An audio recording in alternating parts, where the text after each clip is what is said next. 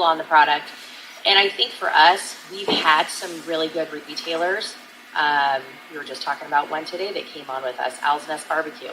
He's awesome, but he sold a lot of product, but he's passionate about it. Yep. He talks about it. He educates his people, his staff, everybody on it.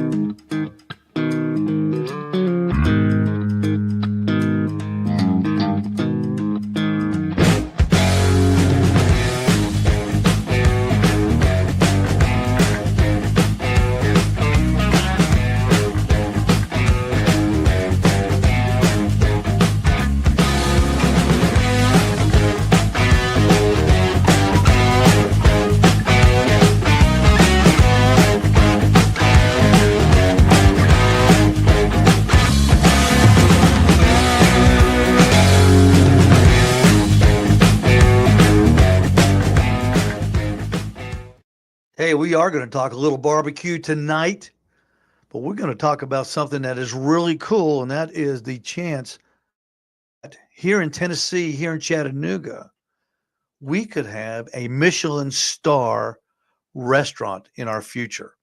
And we'll be talking with Barry White from the Chattanooga Tourism Company in just a few minutes. I'm Steve Ray. Welcome to us Monday night on the Catch-Up Show. Pete's still in Amsterdam. He boards a plane. He might be boarding that plane about right now because it's a little bit after midnight in Amsterdam. He'll be flying home. So hopefully he'll be back next Monday. And I know he's had a good time. I hope you have all enjoyed the pictures that we've posted on the Owl's Nest Facebook page, the Nation page, and on my page. Pete had a great time. I know he's missing us, and I know he wants to get back. A few things we got to do before we go to Barry White. First thing we got is the big burger seminar this weekend. Let me go over this thing real quick with you. We're just going to do it real quick. We're going to have this burger seminar. Let's click that on button. It'll be Saturday, April the 26th at 11 o'clock. It's going to be kind of an interactive thing. We're going to be doing burgers. We'll have Jeff Maxwell with us, David Robert, and Billy Holland. They'll be putting their spin on some different burgers. And I'll be there, of course, to do my spin on a smash burger, my favorite. And we're going to ask you, with all the participants, what burgers y'all like as well. So everybody come on out.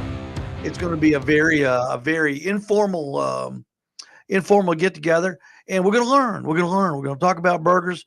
Of course, we don't know everything about burgers, but we should get a good group there that can help us kick off the grilling season here in Ooltewah in the Chattanooga area. The chef temps are in. That's right. Everybody has been asking for them, and they are in. The chef temp wireless meat monitor thermometers are in. $109.95, $10.95 for the carrying case. The prices did not go up, thank goodness, and we've got plenty of them in stock. So if you've been wanting them, we've got them, and we also have the extra probes as well. So if you've been looking for it, come on in. We've got them right now. I want to tell everybody good luck, or I want to tell Michael Williams, Anthony Jones, and Jason Penley good luck this coming Saturday down in Calhoun at the Barbecue Boogie and Blues barbecue contest in Calhoun. They'll be down there competing. So good luck, fellas. And of course, at the end of the after we talk with Barry, we're going to go to the board, as they say, and we will be doing your food pictures. Had a lot of good pictures and a lot of good stuff this week, and I appreciate everybody sending them to me. So let's get going here. Barry White with us. There's Barry from the Chattanooga Tourism Company. He is the CEO and the head man down there. Like I said, Barry, when I asked you, the CEO, the president, the janitor, the guy that opens the doors, just like me. Just like you, Steve.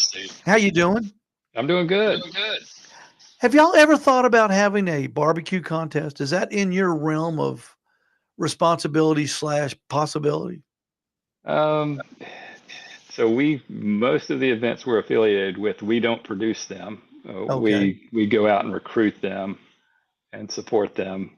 But yeah, I don't know that we've Ye- ever considered that.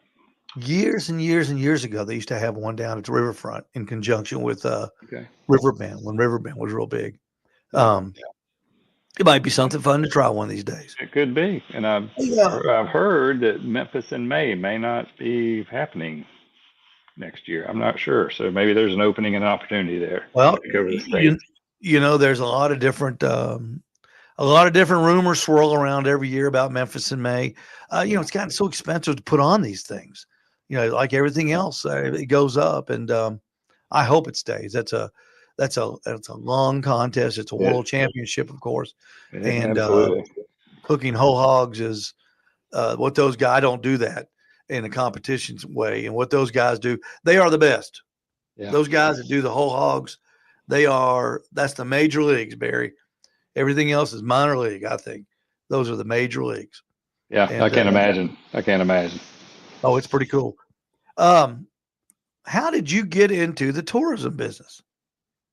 I don't know. I just my family traveled a lot when I was a kid. I loved to travel. That was kind of part of it, part of the passion that kind of caused me to get into the business, I guess. But and I started looking at some tourism schools, and back in the day, college level, it was Cornell and University, Nevada, Las Vegas. And my parents said, no, you're not going to Las Vegas. And they were a lot smarter than I was at the time. So that was good advice. But so I ended up at University of Tennessee in a marketing major. And about 2 years after, I got into retail at first. And then about 2 years later, got my first job in tourism. I'd worked in restaurants during the World's Fair, and I worked in a couple different places there, but always kind of in the service business, if you will, and just fell in love with tourism and worked in Kingsport for about 2 years, and then moved on down to Augusta, Georgia for a while. Now, did you say you worked at the 1982 World's Fair? I did. I was there. I was a reporter at the Knoxville Journal. Were you really? Isn't that funny? I was working in L&N Station at the Ruby Tuesdays there. Absolutely. And we were at UT at the same time too, apparently. That's right. I got goosebumps. I didn't even know that. See, Barry and I, we've never even met until tonight. So we haven't had a chance to exchange. We probably have some stories about the 80s in Knoxville and last lap bartender right here. Yep. Oh, really? I'm sure I probably served you a beer, I bet. I'm sure you served me a few over the days, over the years. Well, we'll get together and talk about that sometime. Hey, how long you been in Chattanooga? Been in Chattanooga for 7 years and absolutely love it. Again, I was in Augusta, Georgia for about a little over 25 years, and but always paid attention to what's going on in Chattanooga and in the state of Tennessee. This is home for me.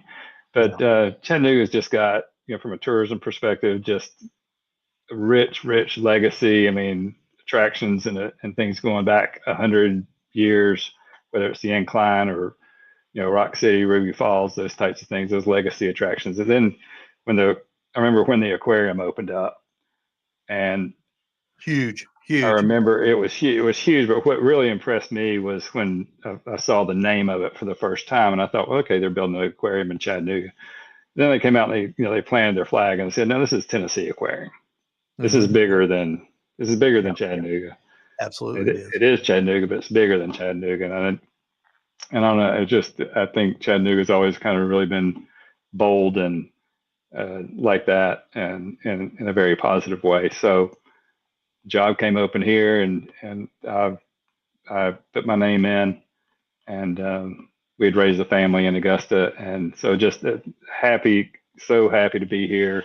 What a great privilege that we have at our organization to promote this area to visitors and for people to come and visit and experience what we get to enjoy every single day. Well, all that said is great, and you're right, Barry. But this Michelin star possibilities, and it's for the whole state. That raises the bar. That means they've seen something in these states that Michelin has, and I know they want to expand, and it is a business, and we understand that. But tell me, what did you think, or who came to you with this idea, or told you about this idea of Michelin rounding up? And we'll go over the states here in just a few minutes, rounding up 5 states to establish this consortium. Yeah. So it was, there's a group. So we what we do in promoting tourism to Chattanooga, there's a group at the state level. It's the Tennessee Department of Tourist Development. And so they're trying to get people to the state of Tennessee. And then in the Southeast, there's another group called Travel South, which is 12 Southeastern states that then market internationally to try to attract people to the South. And then if you really go big time in the US, we have a group called Brand USA, and they market the entire country primarily to international visitors. So little organizations like ours go all the way up to the global. So I say all that to give perspective. It was Travel South, a 12-state collaborative that brought this opportunity to 12 southeastern states, and with Michelin Guide. So they reached out and got a lot of us on a phone call and had to sign an NDA. Couldn't mention anything. It was pretty top, high level stuff. But that's where it all started. Travel South brought the opportunity to 12 southeastern states, and really 5 or 6 states actually ended up participating. So we're okay with that. Less competition, and we know that we're going to do great. Absolutely. We're okay with that one, especially when you're one of them. Alabama. Yep. Louisiana, Mississippi, North Carolina, South Carolina, and Tennessee. Georgia not included, but Atlanta is included since they were already a part. That's correct. Of the Michelin grading system. Yeah. Or however they do that. Yeah. And as we were talking just a little bit earlier, Michelin Guide came to the States around 2005, I think. Mm-hmm. That's exactly right. New York. And they came to the big cities. Basically, they came into big cities. It was New York, and then they get into Miami and a couple of Florida cities, and they were in Dallas and Austin eventually. But Atlanta, I think, joined up with Michelin about 3 years ago. And so they were already in. So the state of Georgia did not opt in, but Atlanta wanted to keep their Michelin stuff and kind of fall in this group. So they're one city with the other 5 states that are part of it. Now, do you know what this, when they come, it's a business, and when they perform a service, they got to be paid. Do you know what Tennessee's how much they had to throw in the pot to get it to be a member of this consortium? I do not, and it takes participation by everybody, is what I will say. To be part of that. But we obviously see the value and the opportunity. Again, Michelin has been around since 1900 and didn't really show up in the States until 2005. So, it's a big deal. I mean, yeah, absolutely. If you're a restaurant guy, so Chattanooga did have to throw some money into the pot, and we don't need to know how much. It's possible. Okay, that's fine. That's fine. I would be remiss if I didn't ask, and that's fine. I understand. And we're not going to dwell on money, because I think this is a very exciting part of living in Chattanooga right now. I think it's something that the whole look how long we've been talking about restaurants. Way before you came 7 years ago, this became a restaurant scene town. Barry, Ottawa is a restaurant scene town now. Yeah. I mean, there's some things in Ottawa that, 10 years ago, you would not have imagined that a restaurant like these would have opened. We've always had the standards, Couch's Barbecue, Country Place Restaurant that kind of took the place of the Cream House, the great, Meat and Three. But Right. up at Cambridge Square, we've got Wine Down, and I hate to leave people out. It's expanding into Collegedale, even. It's just incredible the restaurant growth that we've seen in this part of the country. It is, and I'll share a little nugget here.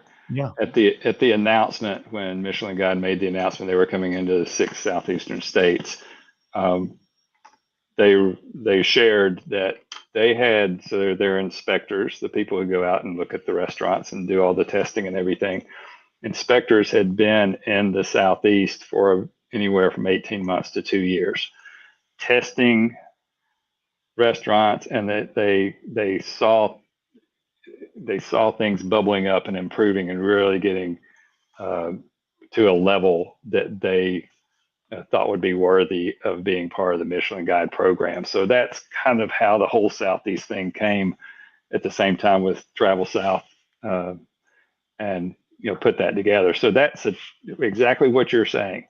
The restaurant scene in Chattanooga and the greater Chattanooga area, as well as I think across the Southeast, has just taken huge steps, and there's some really great places to eat anywhere you So go in the Southeast. they've already been canvassing Yeah. the areas, looking for possible restaurants. I'm sure there's a list somewhere. They probably make a list and then whittle it down again. I mean, they couldn't possibly eat at every restaurant in a community. Well, I think maybe I might think about changing jobs one day, and being an inspector might be not such a bad gig. Well, they're I've got the what it takes to be one. If I find that, I've got a bunch of notes. We were talking before the show. This story has a lot of moving parts. There's a lot of people involved. It took a lot of people to get Michelin involved. It took Michelin to a lot of people for them to contact to get them involved, or for everybody to meet up and to figure this out. I mean, it's a lot going on, and just think, if you own a restaurant downtown Chattanooga or Oodle, wherever, Right. but Nashville, Memphis, Jackson, Knoxville, just think of what they, how, if you're going to try to guess who these inspectors are when they start coming, because the way it is, word will get out. It'll get out. Somebody will know somebody. Somebody will have worked at a restaurant somewhere and go, "Hey, I know that guy. He was a Michelin star inspector in Colorado when I worked there." So I think the buzz, like you said, and this is we're speculating right now, but I doubt that. The way I understand is it's probably so low key, and they're so good at what they do that I don't know that you would. I don't think they're ever. I mean, this is just me speculating, but based on kind of what I've seen and heard, is I don't think they ever kind of reveal themselves. Well, I know, but don't ever estimate the authority of a well-traveled busboy. I'm saying that. They have ears. You know what I mean? I hear you. I hear you. The criteria that the restaurants will be judged on: quality of ingredients, mastery of techniques, harmony of flavors, personality of the chef, and consistency over time. These inspectors travel extensively. They dine out. They pay for their meals, ensuring unbiased reviews. The Michelin Guides uses the collective decision-making process where multiple inspectors visit establishments and contribute to the final ratings. So this thing has all the makings of like an NCAA basketball tournament. You know it? It does. It's to me, it seems like it's an award that if you get it, it will be well deserved. That it's not a joke. It's not a joke. Absolutely. Have you ever dined at a Michelin star restaurant? I think maybe years and years ago. I think it was maybe my parents. It was a long time ago, and we were traveling internationally, I believe. So, but no, not. I have not eaten at a Michelin restaurant in the U.S. We'll put it that way. Okay. Know that for I don't, certain. I don't think I ever have either. Yeah, I'm not as traveled. I know I'm not well traveled as you are. I think. I'm not, Yeah, I'm not as well traveled as anybody. Um, your uh, friend Pete, he's pretty darn well traveled. well traveled. Yes, he is. Pete is, I mean, last 20 days, he's been well traveled. He's in Yeah. Amsterdam, Belgium, Germany. Um, each restaurant is rewarded with, now I've always got confused on this. Do you know, is it one star, 2 star, 3 stars at once, or can they go back and earn stars? Do you know? I do not know that, but I think the stars were the original award, and now they have a total of kind of 4 recognitions. 4. Oh, okay. Yeah. So you Um, can get stars, a 1, 2, oh, or that's right. 3. Yeah, Yeah. yeah, you're right. And they You're have right. one called Bib Gourmand, which is named Mhm. after, I think, the founder. Then you can get a green star, which is really based on sustainability and environmental practices and that type of thing. And then you can get just a recommendation. And so any one of those would make a chef, an owner, extremely, extremely proud, and kind of put out the, stand above some of the rest. But we're excited about it, and we're just excited to have them in our community and in the state of Tennessee. And if one of our restaurants is selected, even better. But we're excited to have them in. Absolutely, absolutely. I think I was looking for it. I've got it somewhere. Let's see.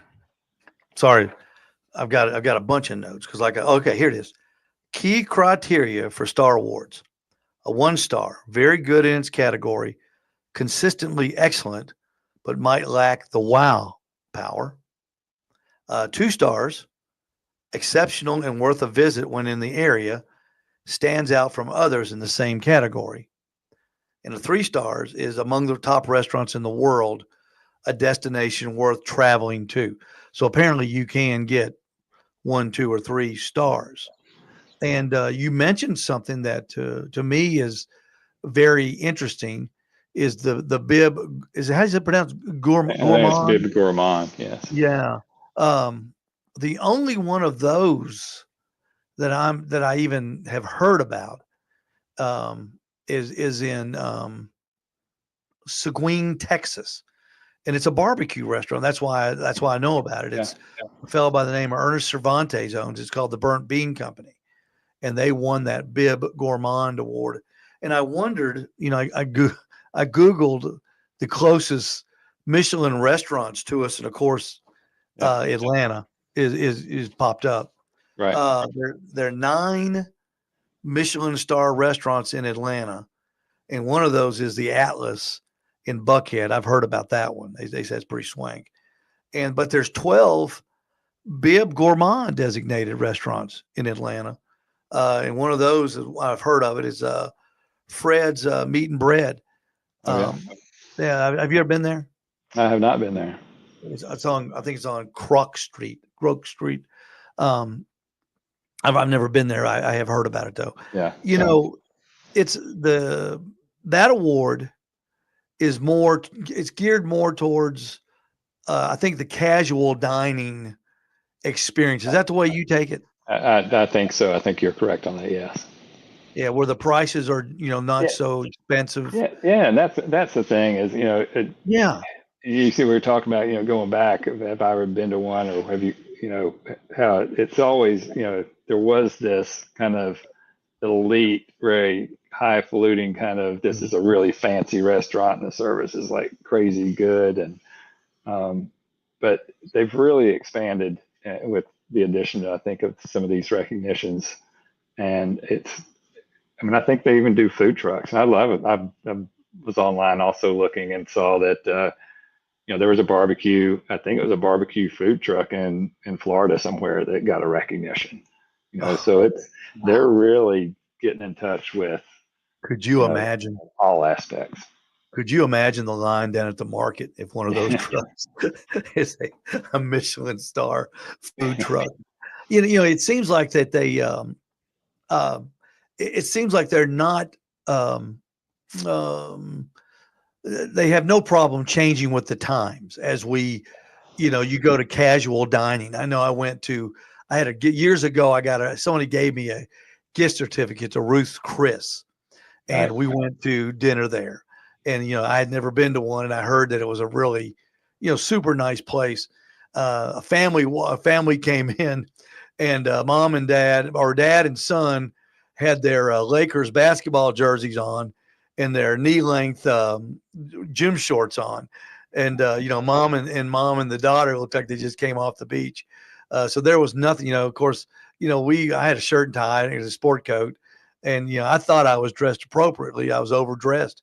It turns out, because even a place like Ruth Chris has now been, I don't want to call it dumbed down, but it's casualized itself. And I guess they had to change with the times. Yeah. Well, I know your general age, and you may know also that, I mean, there were places you could not go in and dine unless you had a sport coat or a jacket on, right? And You were from you lived in Knoxville? there were Regus there restaurant. Regis restaurant, yeah, but then sometimes you would they would even have some that you could borrow or rent. Some restaurants, but yeah, It required. jacket Yeah, required. required. Th- Those So, those those aren't, I don't know if there are many of those around anymore. well, I don't know if it matters or not. If the food's still good, I don't matter. I don't Right. guess it matters what you wear when you're eating. Um, we went over the criteria. What has been the uh, reaction from the culinary community? It's funny. I had, like, when I put this out, and I shared it to a lot of different groups that I'm in, a lot of the food groups that I usually don't share stuff to. And I got like three different friend requests from chefs just since I put it out there on Sunday. I think I put it out there yesterday, or maybe it was Saturday. What kind of reaction? To me, that's a good reaction for a Yeah. small guy like me. What kind of reaction have you guys gotten? Yeah, we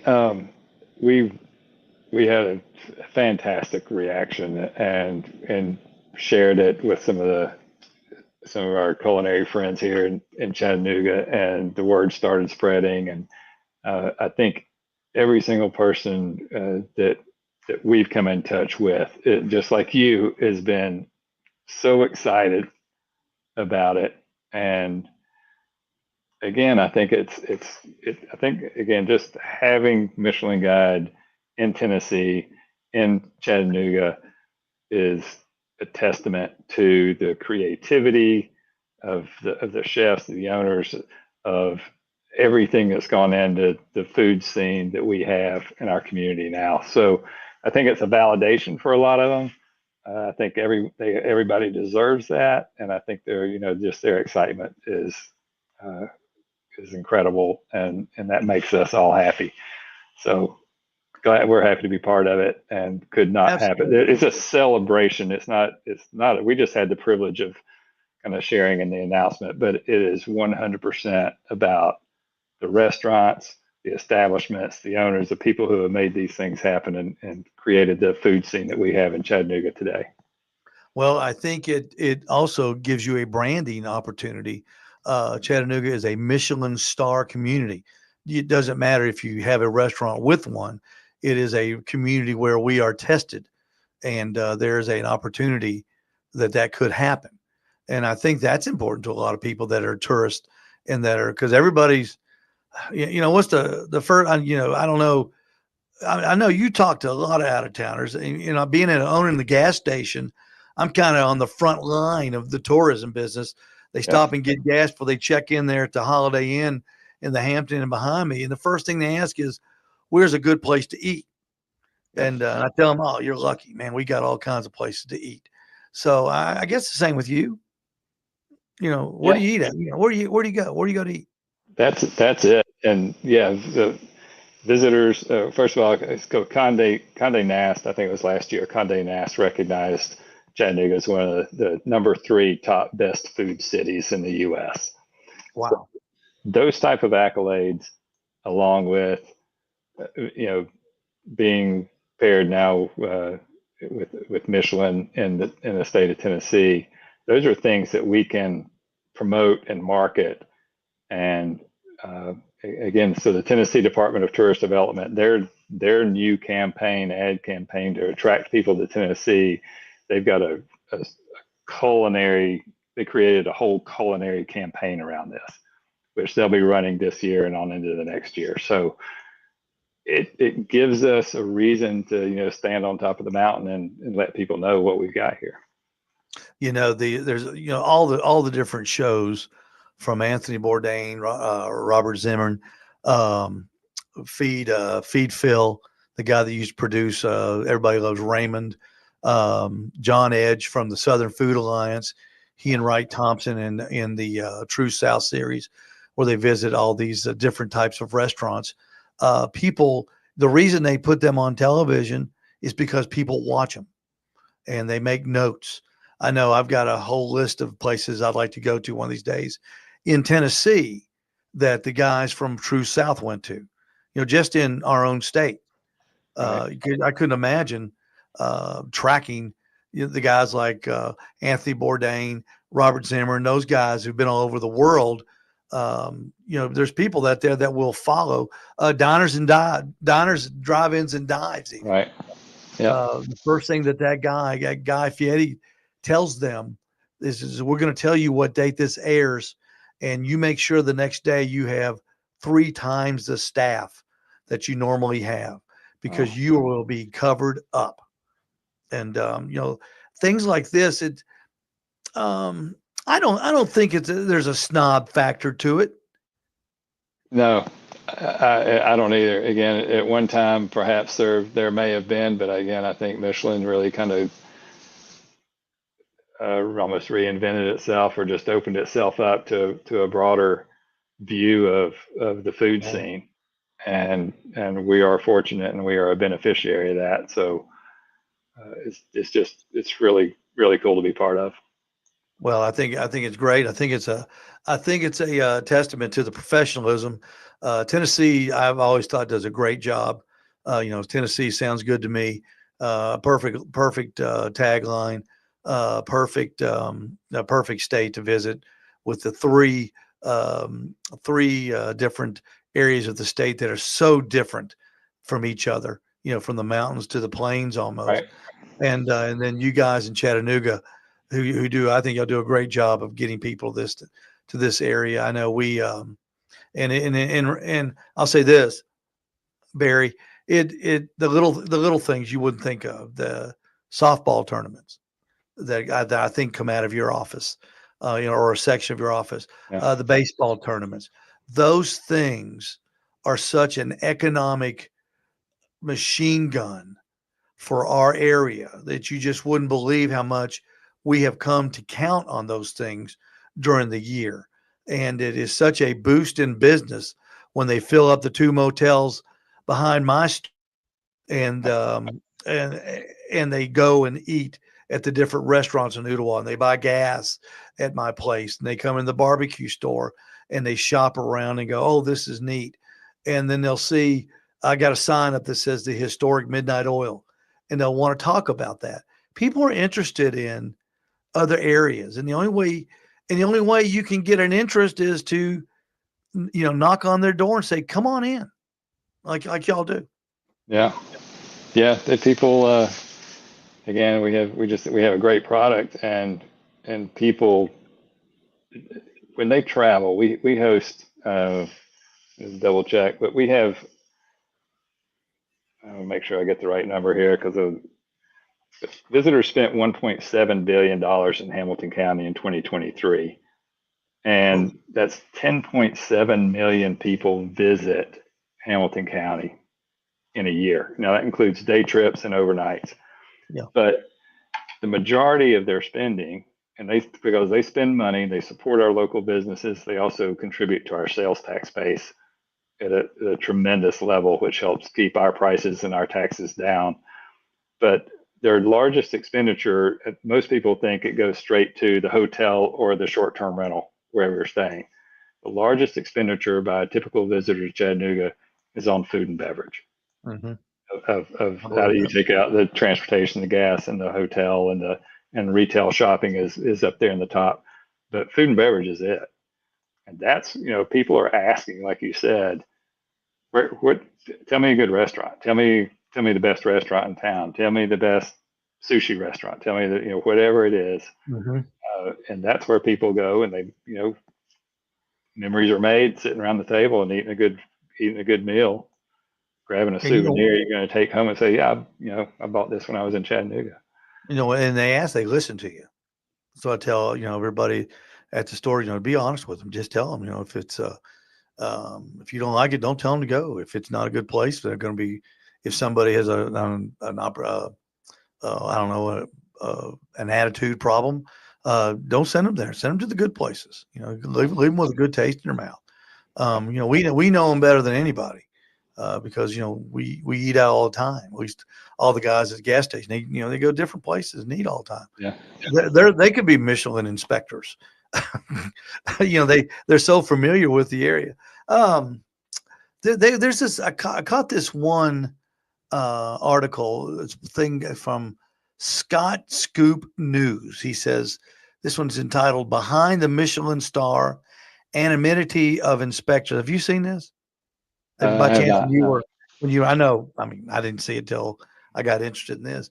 But he interviews this guy, an anonymous chief inspector, and these are some of the things he said. He says, "I've always loved." I'm assuming it's a he. He doesn't say. It could be. We'll just say we don't know what gender it is. I've always loved the hospitality industry. I studied it in college, and worked at various positions over the last 10 years, and I became a Michelin inspector. Becoming an inspector was a fantastic opportunity and a step in my career evolution that I had to take. And still to this day, I'm happy that I did. Most of the inspectors are all former hospitality professionals who are now Michelin employees. We all have at least 10 years of experience, which ensures our precise and technical knowledge of the field. We also received 2 years of training in the Michelin Guide's methodology, the inspector said. So it's not some yahoo like Steve Ray coming into a restaurant saying, "Hey, what's good?" These guys sound like they're trained. And the thing that interests me on it, and I want you to share your thoughts. One of the criteria is the personality of the chef. Yeah. Now, I thought that might be the dead giveaway that the person's an inspector if he has to speak to the chef. What do you think? Let me add on to that just a little bit. Right. Now, I'm going first. This is my disclaimer, right? So I don't work for Michelin. I don't claim to know everything about Michelin Guide, but I do have some information, and this came directly from the announcement when the announcement was made. So the part about the personality is, it said, my information says it's the chef's personality in the food. Oh, okay. They see the chef's personality in the food. So when that tells me, yeah, they've got to have probably spoken to the chef to know his personality, or it's written somewhere, or whatever it is. But yeah, it is related to the food, according to what I have. Well, that broadens the horizons even. It opens it up to all sorts of different foods. It could be a burger joint, like say a food truck. God, when you said food truck, that would be. I couldn't think of a better thing in Chattanooga, considering the history, how hard it was for our county and city governments to welcome food trucks to our area. It was such a fight for these guys. And now that it seems like the pendulum has swung, and the food truck business are just taking off. I know I've got a guy that has a space at my place, and he sells Mexican food, and I just love it. I just think it brings in people, and I hope he stays forever. Yeah. He's a fine guy, and it just makes working more fun. But the the personality in your food you talk about. I love to do barbecue, obviously, and my favorite thing is to do brisket. And I think I know what you're talking about when people would come in and say, "Steve, you got your brisket that you made." I think they see a lot of me in that brisket, which is, a lot of seriousness in the product and a lot of pride in serving the product. And I think that Absolutely. translates into a good food and a good experience for them. Absolutely. And I'm sure that passion and enthusiasm comes out if people ask you about it and you happen to be in the store and you're speaking with the customer, and I can just see it in you and see it coming out, and that's what it is. That's part of the experience for them. It's not just the food; it's the personality of the chef and your team and everybody else. All right, we've covered. I think we've done a good job covering the Michelin star. Like I say, I don't think if you think it's a snob thing. I know before they came to the United States, when it was still in Europe, it probably was.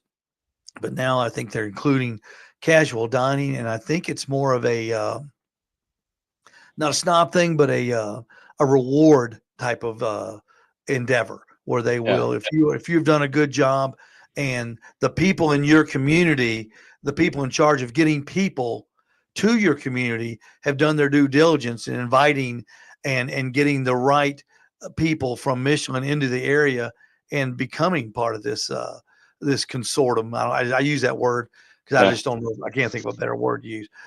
Group maybe. I think that's a testament that what a great hobby food is, because it is a hobby now. I don't. Are you familiar with the World Food Championships? vaguely, yes. Yeah, a tremendous endeavor by Mike McLeod, who is another University of Tennessee grad. It seems like we're gravitating all towards food now, and he's from the Cookeville area, and he's created a legitimate contest monster in the World Food Championships, and I've always wished that Chattanooga could. There's a lot of people from Chattanooga involved in it, but I always wished he maybe get it, one of the finals here. But maybe someday he will. Yeah, And I'll send you his phone number. Maybe you can make please that do. call. Please Maybe do. you can make that call, Happy because that to. would bring him in. Barry, you've been a prince, man. It's so great meeting you. You as Appreciate it on well. short notice too. I really appreciate that. I hope you had a good time tonight. I Um, did. It's Good. awesome. I'm glad you did. And everybody listening, everybody watching, we appreciate everything you've done to put Chattanooga and to help put Tennessee on the Michelin star map. And if there's maybe during the winters, and I guess it's probably going to be the fall, if they televise it or stream it, maybe we can all get together and have a watch party if you don't go to it. And I think, That's a great idea. That's a yeah, great we idea. can have a big watch party. I'm going to let you get out of here. We're going to do some more housekeeping. But Barry White, CEO and president of the Chattanooga Tourism Company, thank you so much. We appreciate you. You've been a great and a gracious guest. And we'll get you back on as this thing progresses. How about that? Fantastic. Thanks, and thanks for the opportunity. You And bet, Barry. Thank you tell so Pete I much. said hey. What a nice fella, Barry White from the Chattanooga Tourism Company.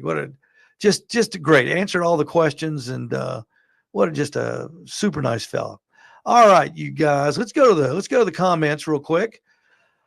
Let's see. Pit Life Barbecue, Johnny Mack saying, "What's up?"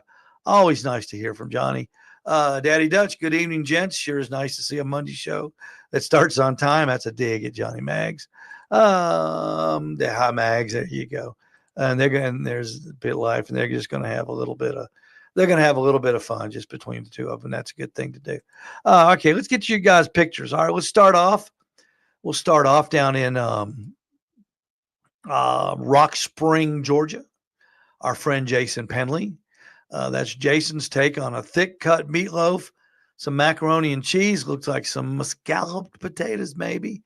and a roll that he dug out of the pre-made roll bam. It looks great, Jason. I can always tell it's Jason's food because he cuts his meat up before he eats it. That just cracks me up. Just cracks me up. Let's see. Brent Hilliard checking in. Look at that ham.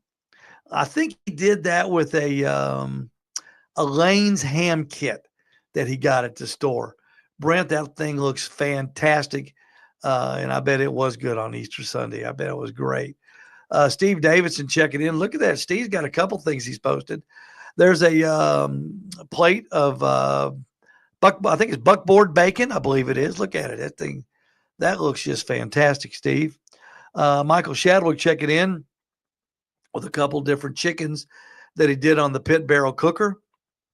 Michael is quickly becoming a expert on the pit barrel cooker, and he will be there Saturday too, helping with the burger seminar. Jeff Maxwell checking in. Yeah, those are lamb chops, I believe, with some potatoes, and he had a Greek salad. That looks good, Jeff. That sounds like the perfect Sunday brunch for on Easter Sunday. Our friend Thomas Damon from Germany checking in with some ground beef with a little bit of cheese on top, and it looks like, was that asparagus spears maybe with some sort of a cream sauce on it. I can't believe that Pete went to Amsterdam, Thomas, and didn't stop by to see. He's right in the neighborhood. That is Steve Davidson again with a couple pork butts on the probably on the barrel. That's what it looks like. He's cooking them on his barrel. And to round us all out, there's Thomas Damon again from Germany with some salmon on a plank. And I think somebody made the comment that Pete loves salmon. Yes, he does. He does love salmon.